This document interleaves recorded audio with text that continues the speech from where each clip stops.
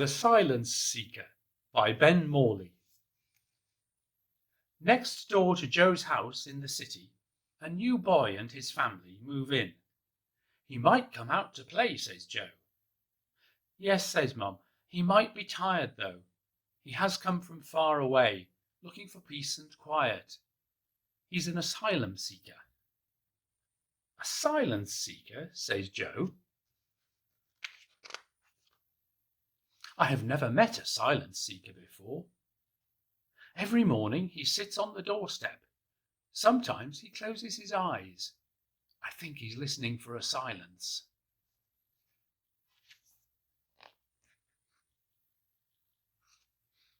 I decided to help him.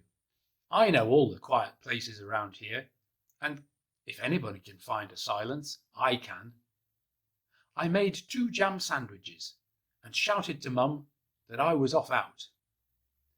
The boy was sitting on the doorstep as usual. Hello, I said. I'm Joe. The boy just sat there. I live next door, I said. I know all the quiet places round here, and I can help you find a silence, if you like. The boy looked at me, but did not say a word. I waved for him to follow, and after a long while he did. He followed me like a shadow, and we went to all the quiet places that I knew.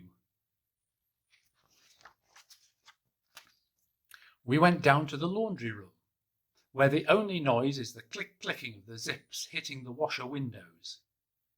But there was a group of biggies banging and crashing and jumping about to shouty music.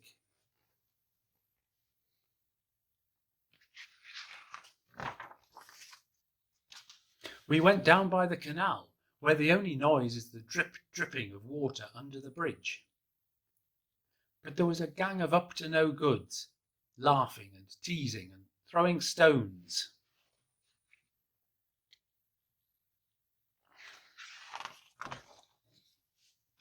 We went down to the dump, where the only noise is the clink-clinking of glass in the bottle banks. But there was a bench full of down and outs, mumbling and groaning and crying at the world.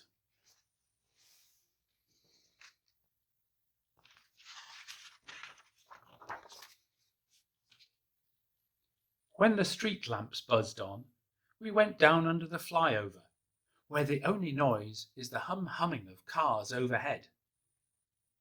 But there was a bunch of mischief makers, shouting and pushing and kicking cans.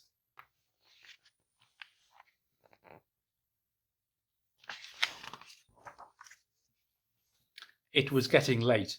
I knew Mum would be wondering where I was and if I was all right. So we went home. On the way I gave the boy a sandwich.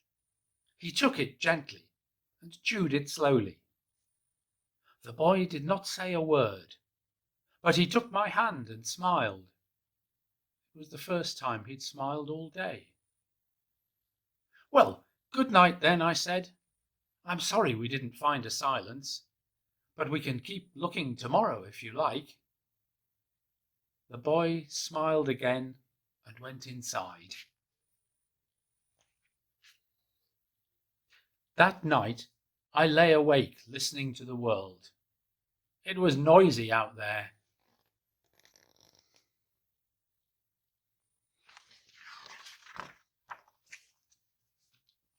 Early the next morning I got dressed quickly and took 2 slices of toast outside. The boy was not on the doorstep. I knocked on the door. No answer. I rang the bell. Nothing. I had an idea. I went down to the laundry room, but the boy was not there. I went down by the canal, but he was nowhere to be seen. I went down to the dump, but he was not there either. I went down below the flyover. Nothing. I went home. I sat on the doorstep and ate both pieces of toast.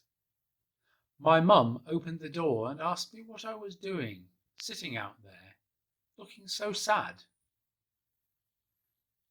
I told her I was looking for the boy, and she said that he had gone. She said he left with his family in the middle of the night when I was asleep.